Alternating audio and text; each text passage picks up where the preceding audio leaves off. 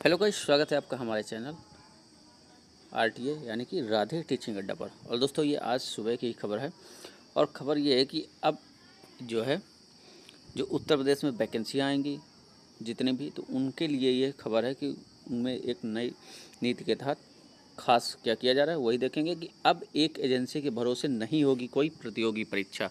अभी तक कोई भी परीक्षा होती थी तो एक एजेंसी ही करवाती थी। अभी इन्होंने क्या कहा है कि अब एक एजेंसी के भरोसे परीक्षा नहीं करवाई जाएगी।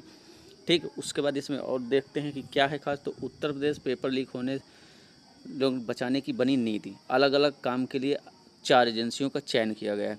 4 लाख से अधिक अभ्यर्थी होने पर द्विस्तरीय परीक्षा होगी। अगर यदि परीक्षा में 4 लाख से अधिक फॉर्म पड़ते हैं तो उसमें द्विस्तरीय परीक्षा होगी। हालांकि यूपी में आपने देखा होगा कोई भी वैकेंसी आए तो 4 लाख तो बहुत मिनिमम जो इन्होंने दे रखा है।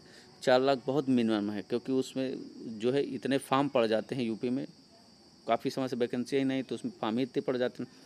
उसके बाद कह रहे हैं गृह मंडल के बाहर अभ्यर्थियों को देनी होगी परीक्षा। जो अभ्यर्थियों के मंडल हैं उनके बाहर ही परीक्षा देनी होगी। मतलब आपका जो पेपर होगा वो कम से कम 3 से 4 जिला दूर ही जाएगा, ऐसी उम्मीद की जा रही है। उसके बाद क्या है कि और क्या खास है, प्रश्न पत्र पर गोपनीय सुरक्षा चिन्ह, गोपनीय ढंग से प्रेस का चयन। ठीक है, ये गोपनीय ढंग से अपना ये करेंगे, सुरक्षा चिन्ह है या अपना प्रेस का कौन सा ये।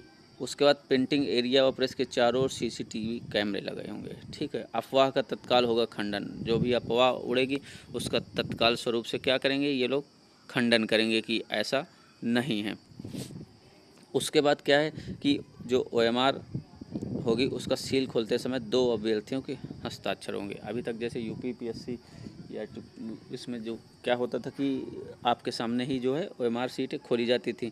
ठीक है, तो उसमें परीक्षार्थियों के 2 परीक्षार्थियों के साइन होते थे। तो वैसे ही आगे की सभी परीक्षाओं में ये चीज़ कही जा रही है। उसके बाद क्या है कि परीक्षार्थियों के जो सत्यापन में सख्ती है उसको और सख्त किया जाएगा और कड़ाई बरती जाएगी। हस्ताक्षर और फोटो का मिलान परीक्षा केंद्र पर होगा। बायोमेट्रिक लेते समय बाएं हाथ का अंगूठा व आंखों की पुतलियों को ठीक से कैप्चर किया जाएगा। लिखित परीक्षा के समय लिए गए बायोमेट्रिक डाटा का मिलान काउंसलिंग के समय किया जाएगा। तो ये चीज़ इसमें निकल के आ रही है। उसके बाद और थोड़ा सा देख लेते हैं हम लोग क्या कर रहे हैं कि जो है पुलिस भर्ती और आरओ परीक्षा जो है, अभी ये पुलिस भर्ती परीक्षा और आरओ आपकी आरओ तो लगभग 1 साल और धीरे धीरे कैंसिल हुआ है। और अभी उसकी मतलब कोई ये भी नहीं है कि परीक्षा कब होगी। हालांकि दिसंबर के आसपास होने की उम्मीद की जा रही है, तो अभी कोई भरोसा ही नहीं। तो पुलिस भर्ती और आरओ परीक्षा में नकल माफिया के सेंध के बाद प्रदेश ने अब भारतीय परीक्षकों को पेपर लीक होने की घटनाओं को रोकने के लिए प्रतियोगी परीक्षाओं को आयोजन नीति में व्यापक बदलाव किया है। अब कोई भी प्रतियोगी परीक्षा एक एजेंसी के भरोसे नहीं होगी। अलग अलग कार्यों के लिए 4 एजेंसियों का चयन किया जाएगा। अब अभ्यर्थियों को उनके गृह मंडल से बाहर जाकर परीक्षा देनी होगी। ठीक है, तो वही चीज़ है इसमें बताया गया है कि और सख्ती बरती जाएगी। इसे सब चीज़ों में है। और प्रत्येक पाली कम से कम 2 सेट के प्रश्न पत्र तैयार किए जाएंगे।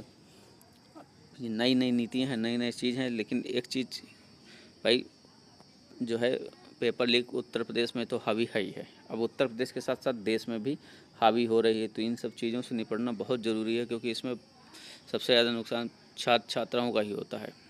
ठीक है, उनका पैसा भी जाता है, समय भी जाता है, और जो है वैकेंसियाँ भी इतनी लेट में आती हैं या फिर एग्ज़ाम होते हैं उसमें इतना टाइम बर्बाद हो जाता है कि कुछ कहने की बात नहीं।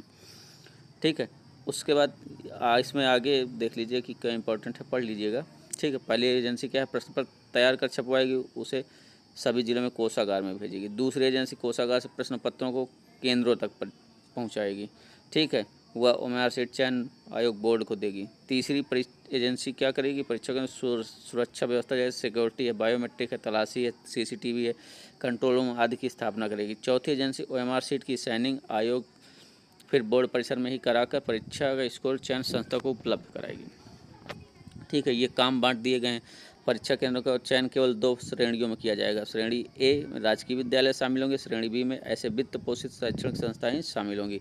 अब जो परीक्षा होगी तो वह क्या है कि सरकारी और जो वित्त पोषित सरकार से विद्यालय हैं उन्हीं में ही परीक्षा होगी। प्राइवेट स्कूलों में कॉलेजों में परीक्षा नहीं कराई जाएगी, ऐसा इनका कहना है। ठीक है, उसके बाद सीसीटीवी की अनिवार्य व्यवस्था शिक्षण संस्थान या फिर बोर्ड आयोग द्वारा की जाएगी। प्रत्येक पाली के लिए कम से कम 2 सेट प्रश्न पत्र तैयार कराए जाएंगे। प्रत्येक सेट प्रश्न पत्र में अलग अलग एजेंसी तैयार करके छपवाएंगे। प्रश्नों के विकल्प भी अलग अलग क्रमांक पर होंगे। 4 लाख से अधिक अभ्यर्थियों की परीक्षा 2 स्तर पर अनिवार्य रूप से कराई जाएगी। इससे कम संख्या होने पर 2 स्तरीय परीक्षा कराने का विकल्प चुना जा सकता है। दिव्यांग व महिला परीक्षार्थियों के लिए गृह मंडल में ही परीक्षा केंद्र निर्धारित किया जाएगा। ठीक है, तो ये एक प्रकार से बड़ी खबर है और देखते हैं अभी ये जो नीति निकाली गई इसमें क्या होता है। लेकिन दोस्तों एक चीज़ ये भी है कि ये जो एजेंसियाँ होती हैं ना, तो ये प्राइवेट एजेंसियाँ होती हैं कि ये जो अपना काम करती हैं। और अभी किसी एक वैकेंसी में जो पेपर लीक हुआ था तो उसमें जो है एजेंसी का ही हाथ सामने आया था कि जो उसमें एजेंसी में जो लिपिक होते हैं, जो प्राइवेट भाई ये ठेके पे रखी जाती हैं एजेंसियाँ जो हैं ठेके पे होती हैं। और उनमें जो एजेंसियाँ होती हैं उसमें जो लोगों का चयन होता है, जो कर्मचारियों का चयन होता है वह भी ठेके पर होता है।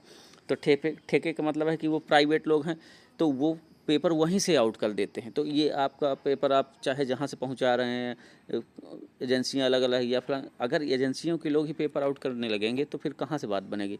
तो कायदे से तो इन जो है सरकारी एजेंसियों के तहत ही करवाना चाहिए या फिर जो एजेंसियां भरोसेमंद हों, क्योंकि पिछली पेपरों में एजेंसियां ही धोखेबाज निकली हैं। वहीं से ही पेपर आउट करवाए गए हैं, वहीं से ही पेपर बांटे गए हैं उनके एजेंसी कर्मचारी द्वारा। ऐसी खबर सुनने को मिली थी। ठीक है ना जी। तो अब देखते हैं क्या होता है आगे। तो आप लोगों का क्या कहना है। हालांकि यह सिर्फ अभी नीति है, ये वैकेंसी का अभी तो कोई पता नहीं है कब वैकेंसी आएगी, है ना, किस विभाग में। अभी तक तो ये था कि विभागों से जानकारी मांगी जा रही वैकेंसी की डिटेल की। अब उसके बाद वो भी ठंडे बस्ते पे जाती हुई खबर नज़र आ रही है। कोई उस खबर का कुछ आगे समझ में ही नहीं आ रहा है। तो देखते हैं कि क्या होता है आगे कैसे। ठीक, तो ये नीति थी। तो अब इस वीडियो में जो है बस यहीं तक जानकारी देनी थी आपको। उसके बाद मिलते हैं हम लोग फिर नेक्स्ट वीडियो में किसी नेक्स्ट जानकारी के साथ। तब तक के लिए सभी को जय हिंद, जय भारत।